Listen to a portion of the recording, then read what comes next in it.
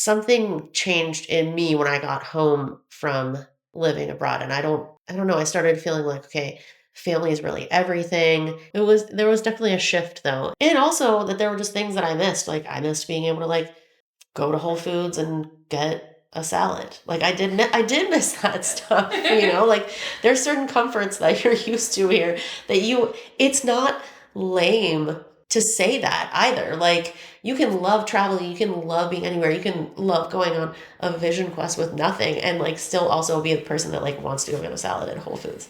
You know what I'm saying? Yes, And I one know. of the things I cannot stand about people traveling, I'm just gonna go off now, okay? Hi, I'm Ashley Comer. I'm the owner of Carnegie Coffee Company, and I also host women's retreats. I have 3 children, and I'm married. You have traveled all over the world. What has it taught you about yourself? How has it changed the way you live your day to day life? I feel like I've been thinking about this a lot lately, like coming like full circle. And I know this is a little similar to what we talked about the last time, but first of all, I feel like traveling teaches you, I mean, all the stuff that everybody says, like seeing other cultures and seeing other way other people do things, different kinds of food and different customs. Um, but mainly I think one of the like key benefits of traveling is just being able to adapt, which is so important. So that's something that I feel really like proud of. My kids are so okay with change. And when I look at some people, for instance, like my mom has lived in the house I grew up in and will probably never leave there. And she's so attached to things, like tangible things, and she has so little experiences. So I feel like this sounds really canned, but like traveling just helps you learn how to be more present and be okay when change happens to you, which is part of life.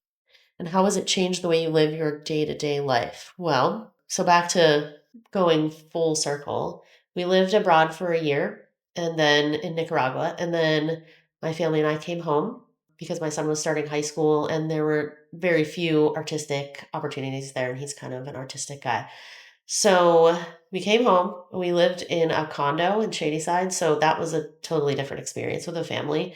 It was a big, like a large space, but it was totally open. So like everybody had their bedroom, but there was nowhere for like my kids to go when they had someone over. And so I kept saying to my husband, like, we need roots somewhere. And then we ended up buying the house that you visited the last time. And that like feels really perfect. I feel like that house is where we were meant to live always. It's such a amalgamation of like every house we've ever lived in. There's so much about it that just feels so natural. And now I used to have this feeling of like wanting to go all the time. Like I don't want to say that I like wanted to escape my life, but I do feel like I spent a significant portion of my adult like traveling years running away from whatever was at home, but obviously that stuff follows you. So, yeah, now when I travel, I don't have that feeling of like, I could move here. You know how everyone says that, like, oh, I'm in this cute neighborhood in Italy. I could live here. I don't feel that way anymore. There are certain places that I'm like so deeply attached to, and I don't know why. I've also never had one of those geographical astronomy things done, but I feel like I should because the places that stand out to me and that I feel so connected to are so like specific that I'd like to know like why I'm connected to those places. So I still continue to travel. I probably travel as much now as I was when I was younger, but it definitely has changed. Like when I was just telling you, I was just in Istanbul and Greece, and I loved those places so much. They were so incredible. And I told you, I think Istanbul is probably my favorite place that I've ever been. But I never have this feeling of like, oh my gosh, how much does a house cost here at all anymore? So when I did my year abroad, and then we actually did a summer in Spain after that. After those things, I just like home feels like it's here. Even though I still have that feeling like home is like your family and all that. You can be at home anywhere.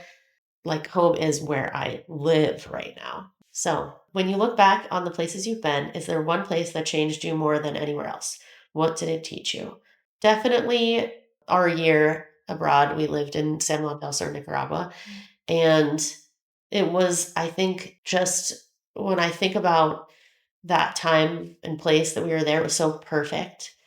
It's very raw there. You'll see when you go there. It's so raw and it's not so touched by tourism. I mean, obviously there's tourism there, but our year there was so healing, I think, for Greg and I. We had an entire year off of work and we spent the entire time with our kids and making new friends. And you forget as an adult how hard it is to make new friends and like be put in new situations. So there was a lot of, I think, growth going on for us. Like as a couple, we were just together all the time, which was wonderful.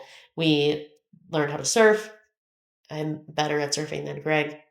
Um, and I taught yoga while I was there. I worked on my Spanish, which was awesome.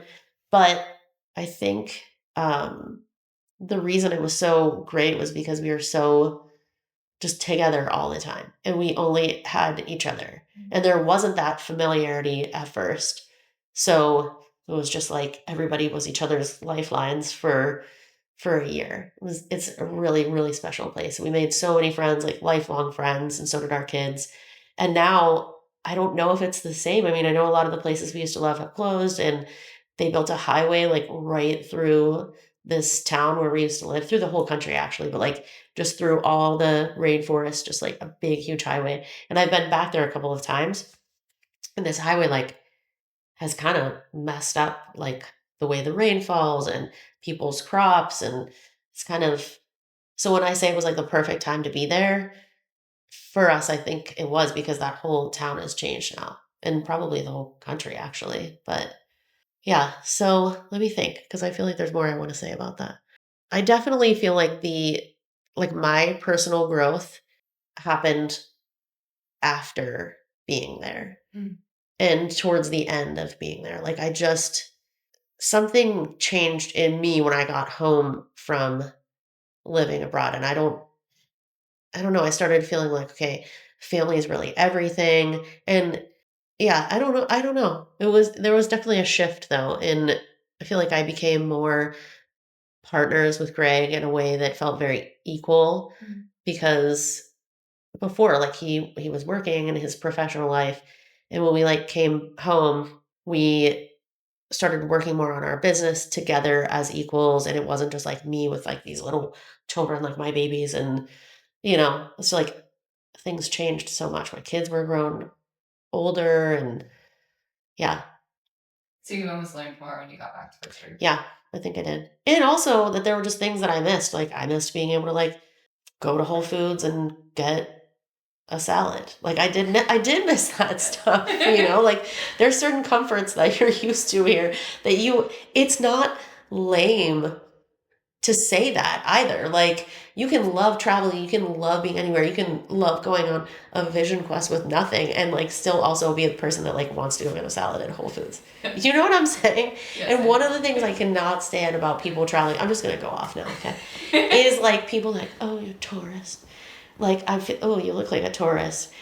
We are all tourists. Hey, like I'm not from these places. So I'm definitely a tourist. I have to try really hard to communicate with another person. That's part of putting yourself out there and like feeling comfortable to try to speak another language. Like that's such an important and challenging part of travel, but it's because you're a tourist. Like I was listening to someone talk one time, they were like, oh yeah, this one town in France, there's just so many tourists all around. And I'm like, that's because the Bayeux tapestry, this like whatever, thousands of year old tapestry that is so incredible. It tells the story of William the Conqueror.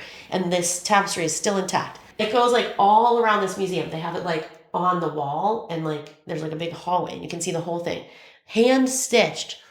And this person, it's a UNESCO World Heritage Site. The thing itself, the tapestry. Of course there are tourists there, right? Yeah. Like, yeah, of course, of course. So I think, I was saying that we lived in this surf town in Nicaragua, and some people maybe might say like, "Oh, that's so touristy," but like, it's true. Yeah, I was a tourist there, and I definitely lived a life of privilege compared to most of the people who live there and are native to there, but part of like doing that specifically in like a third world country, you are able to just, I think, become more, it's horrible, but like you become more aware of your privilege and you can take that away. It didn't, after a while for me, also didn't feel right to like live there long term because I felt like all the privilege that we could have living somewhere like that, like being able to be a perpetual tourist where you're on a 90-day visa and you live in this big, beautiful white house up on the hill overlooking the sea, it started to feel a little bit gross to me. So that was another reason why we came home. And I can expand upon that, but I don't have to. Okay. You lead retreats around the world. What do you love most about creating those experiences? What is your mission? What do you want people to walk away with? Mainly, I love like, this is silly. I love like caring for people and holding space and just being able to take people somewhere where they might not feel perfectly comfortable, where I know that I feel confident. Like I could do it by myself. I love traveling by myself actually. But it's really nice because when you're feeding people and teaching people yoga, like that's really like caring for people. And I think that makes people feel more safe.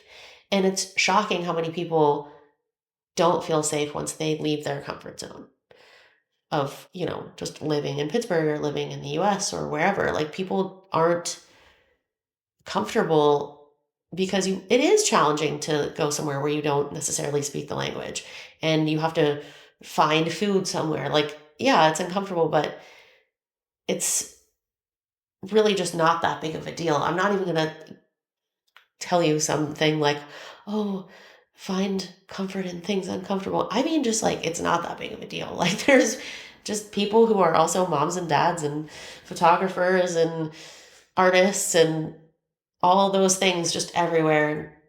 People are just people. So, I think just opening, when I'm with people who haven't been many places, it's nice to see their eyes open to that. So specifically when I've done these retreats in Nicaragua and people will be like, oh, well, I've heard all these things about this country and that it's unsafe, and being able to show them like, hey, this is just a town with the ocean where you can surf and mostly people are just trying to sell you a coconut, or like you can eat at local restaurants and support these places. You can go see colonial cities. Like people are like, wow, this is so much more than I thought it was going to be. It's not this, run down, war torn country. Yeah. So what I love the most about the retreats is definitely like that feeling of caring for people. That's probably a very like maternal thing, but these ladies are like almost my age. So, although one time we were all getting a tattoo together, and this guy did ask me if I was their mom, and I was like, You're like, do I look like their mom? I know. I was like, I'm 40, and these ladies are like 38. Like, what do you mean? I think he was just trying to be rude because I said my tattoo was cute. I was like, oh, it's so cute. And he was like, it's so cute, so cute. And then in Spanish, he was like, are you their mom? And I was like, what? No. No. Like, oh, so rude. I know, right? What is my mission? I guess I just like to travel. I mean, really, I do. That's my mission. I would like for people I'd like to share things with people. So when I'm looking at like my retreats in Nicaragua, I can share like what the people that I know and the beauty of this country, and also tell them about a bit about the history of the country, which is really cool because a lot of people don't know how involved the United States has been in some colonizing in Nicaragua and that part of the world. Um, but that's a cool part of doing these retreats, specifically somewhere that I know. And I was telling you, I'm taking people to Cabo in the fall. I've never been there, but it'll still be great. We get to see awesome things. But next fall, I'm taking a group to San Sebastian in Spain. And that is one of those magical places for me that just has there's something about it that I just can't stay away from. Like I just keep going back there. So just sharing that with people to me just feels great. And there's not a lot of information, from your travels just out there about certain places. And you can really only experience them being there. And you can't just go online on your phone and find out like what to do in San Sebastian. You could, but it's not the same as being with someone who knows and has spent time there and can, you know, hold space for you in that city so that you're not just wandering around like, what am I doing here? Um, and what do you want people to walk away with? I hope that when people leave a retreat with me, they feel like they were cared for. And especially because these are women's retreats, a lot of the women are mothers or they have like high pressure careers. So I hope that they feel cared for through like really nourishing food and yoga every day and someone that's just kind of there with them. It's not just like a girls' trip. It's like someone is maybe the mom.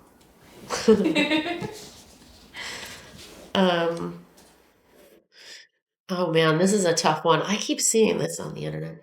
If your younger self was here with us right now, what would you say to her? Oh, I would probably tell my younger self to be more patient, like with myself and with everybody around me. I feel like to a certain point in my life, I was like really selfish when I was young. And I mean, like for a long period of time. And even like as a young mother. And I think it's because I was like, this is going in a different direction, but it's because I was like really wrapped up in myself and my like anger and all of my emotions that I didn't know what to do with because I never learned how to do anything with them. So maybe I would tell her to go to therapy to find a good therapist. And yeah, if my future self was here, what do you think she would say to you? I think that my future self would say, wow, you did a really good job of not having any regrets. I don't I feel like the way that I live is like fully authentic. I don't feel like, and I have felt that way even when I'm saying I was selfish. That's because I was being fully authentic. I was being selfish. I had my kids when I was really young, and I feel like I probably, to some degree, underneath had some kind of resentment about that. Like that right after college, I had kids. So I lost like the years where you're traveling on your own and you don't have anything holding you back. But, as a parent now, a young parent of teenagers, because I'm always still like kind of the youngest mom, like I had Rocco when I was 23. It's great because now I have this like travel buddy. But I also do not feel like I have a single regret in my life or that I need to like be more authentic because what you see is what you get with me like all the time. And that's I would say that is like a pretty unique and like free way to live. I don't ever feel like I'm hiding something. When I have a feeling, I'm definitely going to say it. And that needs to learn to be, managed to an extent, but it's more like, I don't know. I recently was reading something about being an externalizer versus like someone who internalizes all their feelings. Like someone who externalizes is just constantly like, I'm hungry, I'm tired, my foot hurts, oh my god, my foot hurts, oh my god, and like if you're feeling a certain way, you're just like saying it all the time. That's definitely what I am. I'm trying to work on that part because sometimes that can be a bit much for people. But I think my future self would tell me that I did a great job. And that is coming from a place of privilege. I do realize that I've had the ability to like not have a lot of stress in my adult life and to work hard without feeling like I can't get ahead. Like that is definitely a privilege that I have. But I think I've done my best to like live life to the fullest, you know? Yeah. Yeah. Okay. What is the biggest lesson life is teaching you right now? Well, so like I said, I have an 18-year-old son who you met, you did his senior pictures. He is leaving for college in the end of August, and I'm slightly terrified for like how I'm going to feel when he leaves because he's like the best. He's so nice to be around. He's so pleasant and he's funny. And that's your routine in your life is just like all the people that are around. And I know that he'll come back whatever. It's not the same. So I guess what I think I need to learn is like the constant reminder that this is about like him growing and being on his own, and to not be the parent that like makes him feel guilty, and I work very hard at that because I've experienced that.